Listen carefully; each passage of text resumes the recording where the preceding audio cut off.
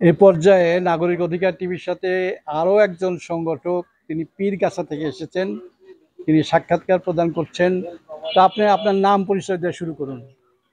আউযুবিল্লাহি মিনাশ শাইতানির রাজিম, বিসমিল্লাহির রহমানির রহিম।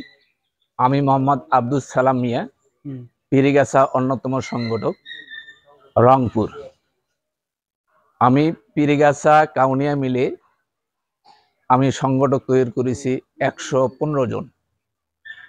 আমার 115 জন সংগঠক অহিংস গণ অভ্যুত্থান বাংলাদেশ দুর্নীতি বিরোধী বিশেষ আইন পাশ করার লক্ষ্যে অনুস্বাক্ষর নিয়েছেন 1.5 লক্ষেরও অধিক অনুস্বাক্ষর নিয়েছেন। ওনারা সবাই বলেছেন দুর্নীতি বিরোধী আইন বিশেষ আইন পাশ হলেই দুর্নীতি বিরোধী বিশেষ আইন পাশ হলেই বিদেশে পাচারকৃত অর্থ সরকার ফেরত নিয়ে আসবেন। এই ফেরতকৃত অর্থটা আমাদের এই 18 কোটি মানুষের মধ্যে যারা হতদরিদ্র, বেকার, হকার যারা আছেন তাদের মধ্যে 1 লক্ষ টাকার থেকে 1 কোটি টাকা পর্যন্ত বিনা সুদে বিনা জামানতে এই টাকাটা প্রদান করবেন। ওনারা স্বাবলম্বী হয়ে এই টাকাটা পুনরায় সরকারকে ফেরত দেবেন। আচ্ছা, আমি আপনাকে আরেকটা প্রশ্ন করি, সম্পূরক প্রশ্ন। সেটি হচ্ছে যে এই যে আপনি 1,20,000 মানুষের যে অনুস্বাক্ষর নিয়েছেন, এখন যদি কোনো এক সময় আপনি যদি তাদেরকে আহ্বান করেন, আসেন আমরা এই দাবির প্রতি সংহতি প্রকাশ, সবাইকে আসবে? জি, ইনশাআল্লাহ। পীরগাছা কাউনিয়া যারা অনুস্বাক্ষর করেছেন দুর্নীতি বিরোধী আইন পাশ করার লক্ষ্যে, আশাবাদী ইনশাআল্লাহ পীরগাছার মানুষ, কাউনিয়ার মানুষ তারা সবাই আসবেন। যে এই আইন পাশ হলেই তাহলে সরকারের কাছে আমরা যেটা আমাদের দাবি, 18 কোটি মানুষের ভ্যাট ট্যাক্সের টাকা নিয়ে যারা দুর্নীতি করেছেন সেই দুর্নীতির টাকাটা ফেরত নিয়ে এসে আমরা পাবো, আমরা স্বাবলম্বী হব, পুনরায় আমরা সরকারকে টাকা ফেরত দিব। তো আমরা সরকারের কাছে আবেদন করেছি 2021 সালে এই কাজটা শুরু হওয়ার পর থেকে কার্যক্রম আমরা করিয়ে আসতেছি। 18 আগস্ট আমরা যারা এখানে ঢাকায় লক্ষ লক্ষ মানুষের সমাবেশে আমরা এই আইনের খসড়া আমরা যমুনায় গিয়ে উপদেষ্টা পরিষদের প্রধান ডক্টর মোহাম্মদ ইউনূসের হাতে আমরা জমা দিয়েছি। জমা পাওয়ার পর থেকে ওনারা আমাদের বিশেষভাবে আশ্বস্ত করছেন যে আইনটা পাস হবে, আপনারা আরো লক্ষ লক্ষ লোকের সমাগম করেন।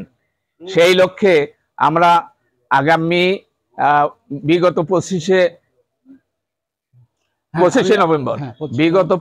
নভেম্বর আমাদের ঢাকায় প্রোগ্রাম ছিল। সেই প্রোগ্রামে আমাদের লক্ষ লক্ষ মানুষের প্রতি হামলা হয়েছে।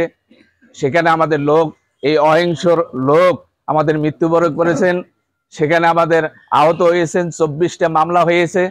আমরা সরকারের কাছে আমাদের আবেদন এই মামলাগুলোর জন্য প্রত্যাহার করা হয়, পাশাপাশি প্রত্যাহার করে দুর্নীতি বিরোধী বিশেষ আইন পাশ করে এই দেশের মানুষ, খেটে খাওয়া মানুষ, তার যারা আছেন তারা যেন স্বাবলম্বী হয়, হকার বেকার জন্য স্বাবলম্বী হয়, এই আশায় সরকারের কাছে আমরা প্রধান উপদেষ্টা সহ সকল উপদেষ্টার কাছে আমরা আহ্বান জানাচ্ছি, অনুরোধ জানাচ্ছি।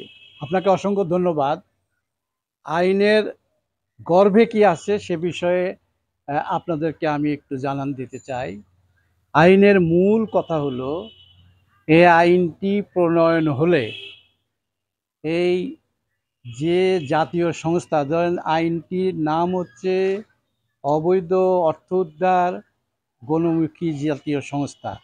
এই জাতীয় সংস্থাটি আইন দ্বারা গঠিত হলে এই সংস্থায় দেশে পাচারকৃত লক্ষ লক্ষ কোটি টাকা এবং দেশের মাঝে কয়েকজন ব্যক্তির হাতে থাকা পুঞ্জীভূত লক্ষ লক্ষ কোটি টাকা উদ্ধার করবে এবং সেই টাকা যারা অনুস্বাক্ষর করেছেন সেই সমস্ত দরিদ্র নারী, পুরুষ, হকার, বেকার, পুঁজিহীন মানুষদের মধ্যে বিনা সুদে, বিনা জামানতে, সহজ কিস্তিতে যার যার সামর্থ্য অনুযায়ী 1 লক্ষ থেকে 1 কোটি টাকা প্রদানের অঙ্গীকার ওই আইনের মধ্যে ব্যক্ত করা আছে।